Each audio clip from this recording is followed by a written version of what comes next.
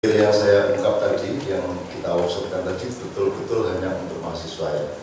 Artinya kalau ada bapak-bapak profesor dan sebagainya di sini, itu pasti metodenya berbeda dengan mereka. Jadi kalau butuh-butuh kutok, gak bodoh-bodoh mbak. Yang pertama, saya akan menjawab justru dari yang terakhir, yang disebut mandiri itu. Kalau Anda berambang, ya ojo kepingin dari bawah. Gitu. Kalau Anda lombok ya Anda harus menemukan makna lombok, kehebatan lombok, hakikat lombok, sehingga Anda akan dapat martabat sebagai lombok. Kalau Anda tidak terima Anda jadi lombok, terus Anda berubah jadi berambang, Anda tidak akan dapat martabat. Kalaupun Anda jadi berambang bagus, Anda kehilangan diri Anda. Nah, kalau kita terjemahkan ke kasus bangsa ke pendidikan dulu. Pendidikan itu bukan mengajari, pendidikan itu para pendidik, para partner pendidikan ya, yang kemudian yang bisa disebut dosen, asisten, guru segala macam. Menurut saya mereka itu partnernya anak-anak yang sekolah itu untuk menemukan dirinya. Supaya mahasiswa ini tahu, sebenarnya sejak tangan kanan sih sebenarnya. Supaya mereka ini tahu dia ini berambang, apa bawang, apa lombok, apa kemiri. Kan gitu. Tapi kurikulum kita tidak dibikin untuk itu. Kurikulum kita dibikin untuk membuat yo kemiri yo tidak ada nomunu, lombok yo tidak ada nomunu, itu sih. Nek cara kewan pokoknya PT yo dikongkon cukup, sapi yo dikongkon cukup kan gitu. Kalau kurikulumnya pendidikan berdasarkan pendidikan berbasis anjing yo wadah cukup. Kemudian ganti pendidikan berbasis PT jago, wapet gokon. Sesungguhnya menurut saya, dan ini saya yang mendidik adalah anak saya ya, bukan Noe. Aku takut mbak, emang kamu bisa didik orang? Aku tanya kemarin di Ponorogo, Bu, sampai di anak umur tahun biru, saya 90-an awal udah punya anak. Menyusui hari berapa langsung ya, langsung saya susui. Aku takut, lu wes bisa nyusu anak, lu nggak langsung sakit. Siapa yang berpingin nyusu so? Siapa yang mengajari dia? Bapak Saya paham asosiasi Anda. Saya ingin Anda kembali ke fakta.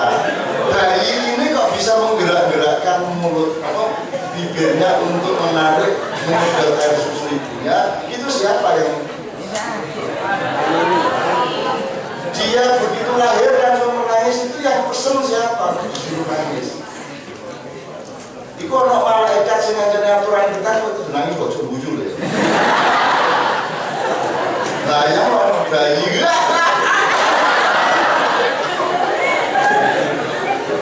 anaknya Pak Aimin, lah kok ini kok bapak?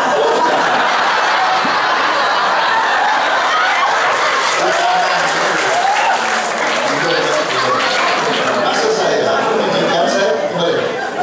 pendidikan itu jangan GR, kita tuh nggak bisa mengajari orang, kita tuh bisanya menemani supaya yang bersangkutan itu punya bahan, punya komparasi dalam rangka meneliti dirinya sendiri. Kalau kamu tidak tahu dirimu siapa, bagaimana kamu mau tahu tempatmu?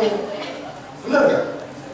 Bagaimana kamu itu nggak tahu kamu itu kiper apa penyerang?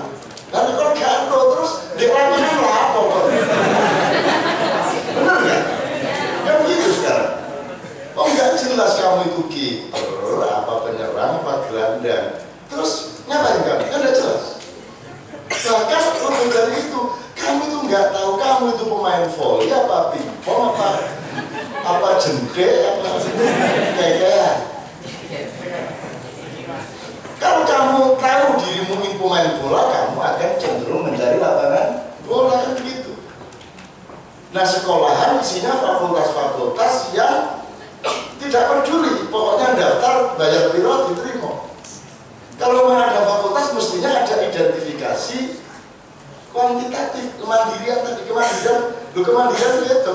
Kalau kemandirian ayam beda sama kemandirian burung, bro.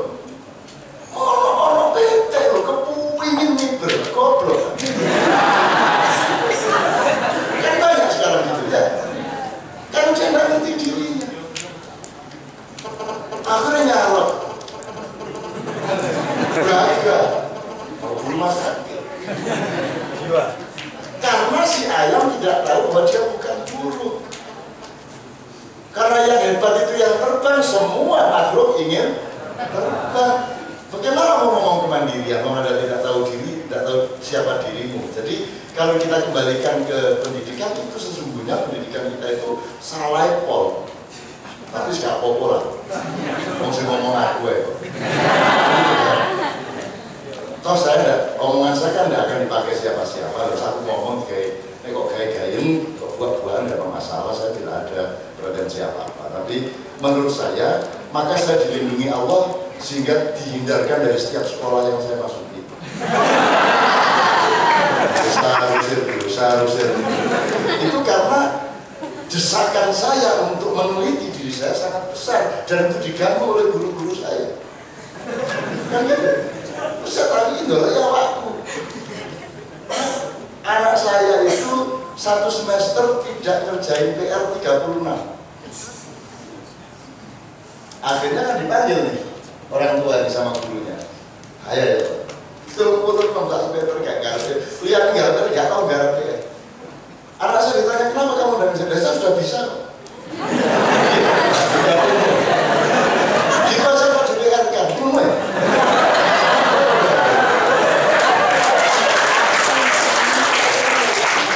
Benar-benar. Anak saya gitu dan tidak pernah garap. Akhirnya kan, sekarang silakan diuji saya bisa. Belum ya? Penting tak gak jangan garap ya, tak garap ya. Kan yang penting bisa keluar tak gak? Kan gitu. Masa PT Kategori juga mau mengisi formulir. Jelas ya? Kadang-kadang dunia birokrasi pendidikan itu mau tidak mau harus ada manajemen dan birokrasi. Kadang-kadang birokrasinya mengalahkan hakikat kemandirian anak didiknya, kan gitu. Oh, didik kelas itu mbak, TK-nya adiknya nggak kuat. Adikku itu TK terbaik di Jogja. Di nasional ya 10 besar. Itu kan selalu nek drama mesti menang. Sudah. Main pol tahun ini menang terus. Lomba apa saja, lomba di mana saja asal drama mesti menang. Akhirnya kan pendidikannya ya dikasih insentif jenis Pak ya. Insentif dikasih apa lah duit dari dinas itu. Dan sampai hari ini belum pernah diterima ya Pak. Oleh adik saya. Kok nggak diterima kok? Loh, pemerintah itu ngasih insentif tapi nyuruh kita bikin proposal. Itu apa sih tadi? Lu prosedurnya gitu Bu, gitu. Memang harus bikin gitu. Kalau itu kan kayak kita ngomong aku ngemis.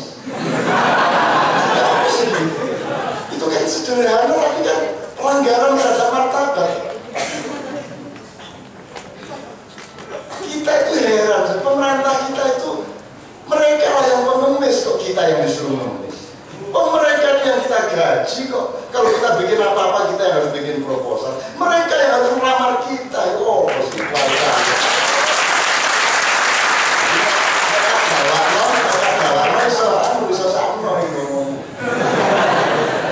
nanti bisa sampai soal bedanya pemerintah sama negara. Bisa sampai macam-macam tapi nggak usah kita terusin. Tapi intinya adalah apa namanya yang disebut kemandirian itu nomor satu Anda mengenai siapa dirimu. Cafwan nanti mungkin bisa kita minta tolong di dalam Al-Quran ada perjanjian setiap orang yang akan dilahirkan Allah ada perjanjian dengan Allah dan itu tidak hanya menyangkut tauhid tapi menyangkut siapa dia. Kan Cafwan itu adik kakak saya ya, Cafwan itu kakak saya tapi itu kan kontrak saja, itu kan kontrak yang disuruh Tuhan. Kan nanti Tuhan menentukan kamu jadi anaknya ini, kamu punya anak yang ini ya, kan gitu. Tapi nanti apakah kalau kita ke menghadap Tuhan terus bareng satu keluarga? Tidak sih. Jadi itu cuma casting sementara waktu, kau jadi adikku, kau jadi bapakku, lalu tapi nanti ngadep Tuhan itu kan tidak terus bareng-bareng. Ya Allah, pulau kali bujuk pulau. Maka setiap orang punya casting masing-masing dan itu yang kita cari, Mas. Jadi Anda tidak bisa mandiri kalau Anda belum pernah tahu siapa diri Anda. Makanya ketika tadi dibilang budayawan besar itu tapi yang betul-betul meneng. Budaya coba sopo sih budayawan itu apa? Ayo apa budayawan? Itu badokan apa?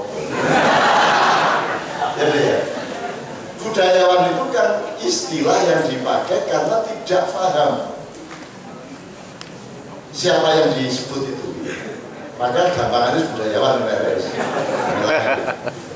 Padahal budayawan itu yang ada penyair, sastrawan, cerpenis, intelektual, ahli nuklir, ahli bahasa, filolog, sosiolog, ulama fikih, cetok. Budayawan itu apa? Budayawan itu kabeh wong budayawan. Goblok keren.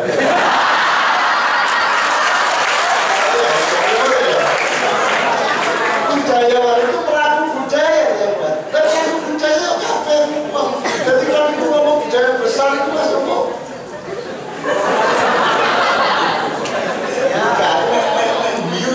Tamunya kita itu apa mana saya kira ono aliran-aliran sing kacau-kacau ini. Jadi misalnya Rasulullah mengatakan dan zamannya Rasulullah itu semakin kaya semakin landung kainnya, gitu kan? Semakin miskin semakin cekak, orang jadi kayak sopung kain. Maka kain yang panjang adalah lambang kesombongan. Maka Rasulullah mengatakan jangan kamu manjang-manjangkan kain dengan sombong. Intinya itu kainnya apa sombongnya? Sekarang enggak, yang penting jangan memanjangkan kain. Jadi kalau pakai celana harus di atas mata kaki. Jadi itu cekak kan loh. Loh ini kan nggak ngerti sastra loh, nggak ngerti bahasa loh. Itu maksudnya Rasulullah kan memanjangkan kain itu bahasa budaya, sombong itu bahasa martabat. Yang penting tidak sombongnya, bukan memanjangkan kain. Terus kan kadang cingkrang kalau pedita-pediti sombong.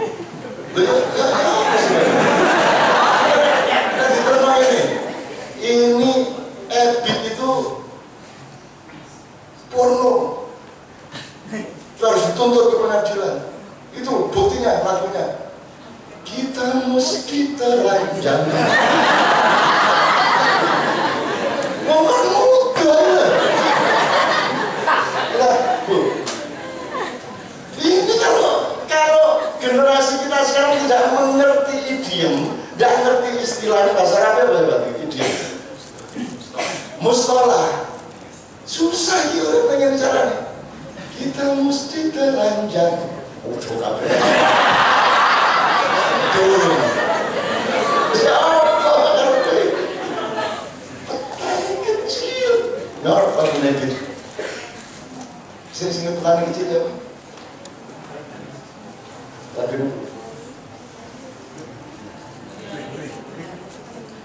gembala kecil menangis sedih. Gembala saya. Mana yang bisa?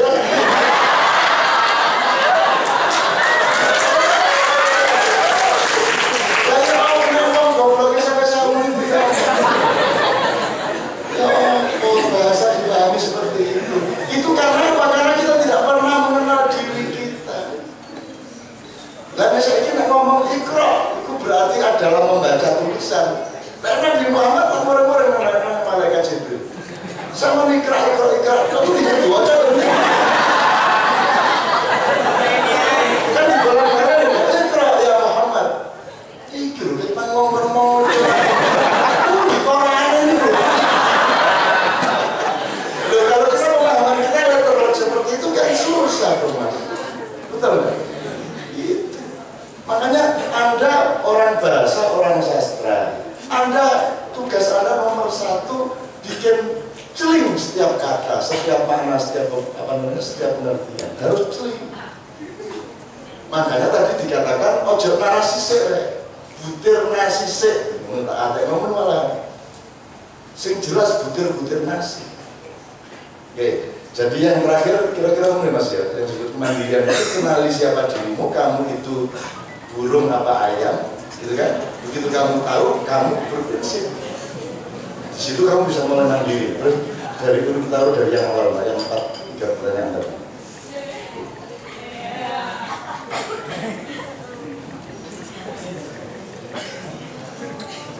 Oke ya Mbak ya, kebenaran sejati. Kalau bocah sih jenis sujati, tapi Tapi saya senang ada orang, jadi gini, jadi Anda tidak akan bisa menemukan kebenaran sejati. Yang harus Anda lakukan adalah Anda menuju kebenaran sejati.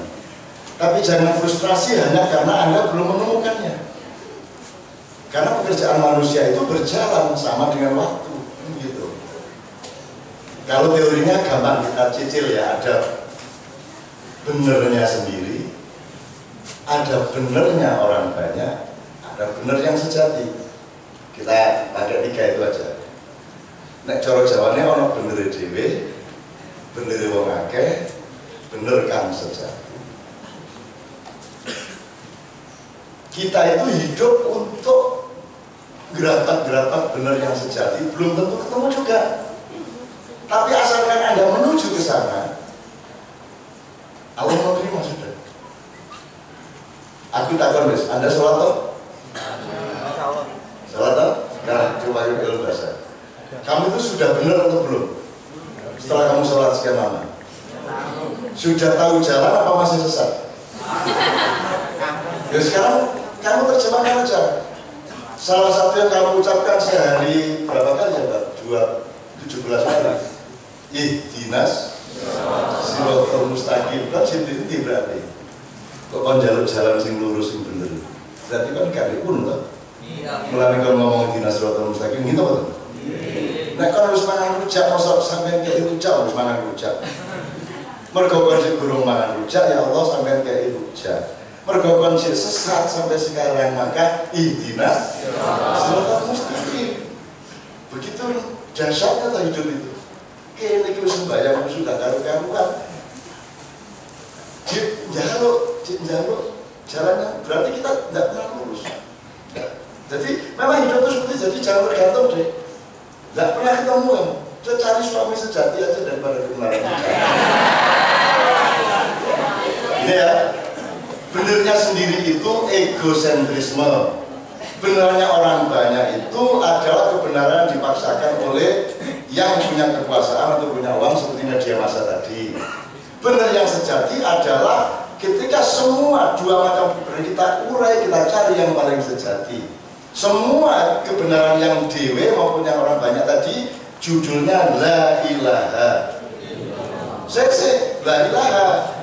Kebenaran sejatinya adalah illallah, jelas ya. Nah kamu la ilaha illallah dari masih itu.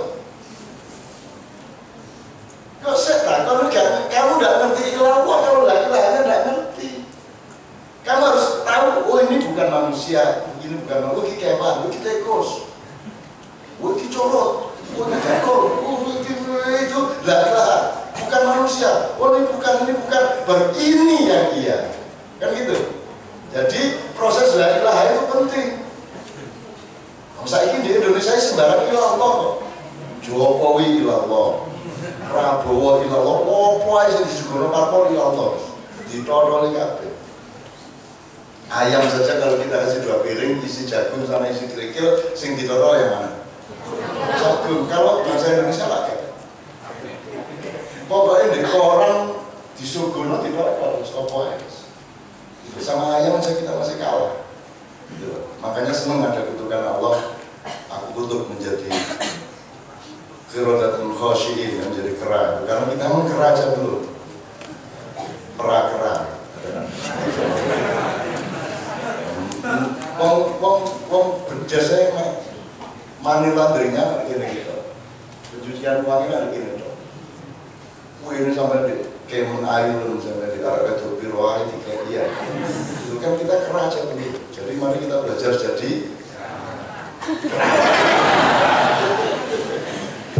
gitu ya. Oke, jadi kebenarannya seperti tadi, yang penting Anda mencari terus. Nah makanya sedikit saya sebut, Anda jangan, yang disebut era informasi itu adalah apa sih?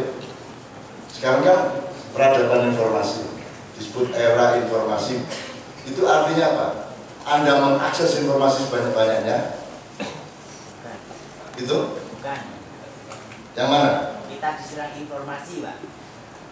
Jadi kalau Anda menjadi pemimpin, Anda yang menyerap informasi atau Anda yang memberi informasi?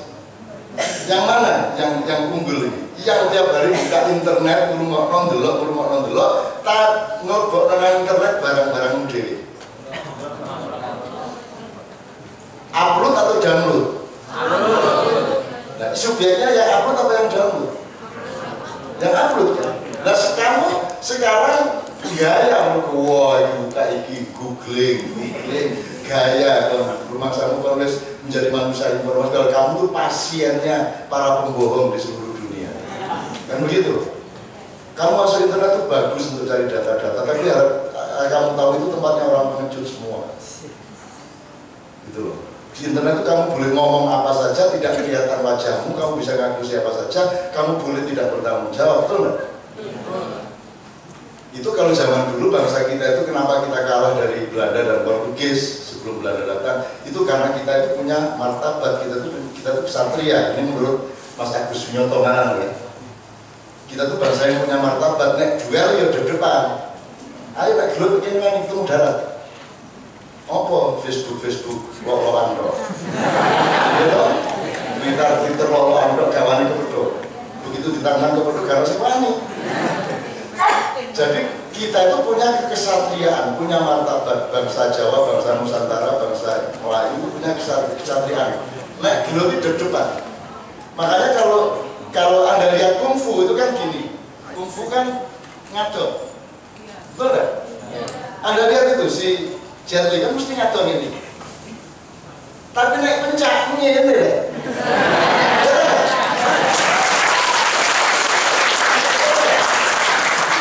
Itu bedanya martabat mereka sama kita. Karena pencak langsung tangannya ketemu, jadi konlangan ayo cepat. Nah, kalau kamu beraninya pakai tombak, berarti kamu agak mulai kurang pemberani. Makin panjang senjata, makin rendah keberaniannya dan makin rendah martabatnya. Makanya yang paling pendekar tidak pakai senjata, betul nggak? Di bawahnya pakai senjata keras, itu pun ditaruh di belakang. Di depannya bebas mau diapain, betul nggak?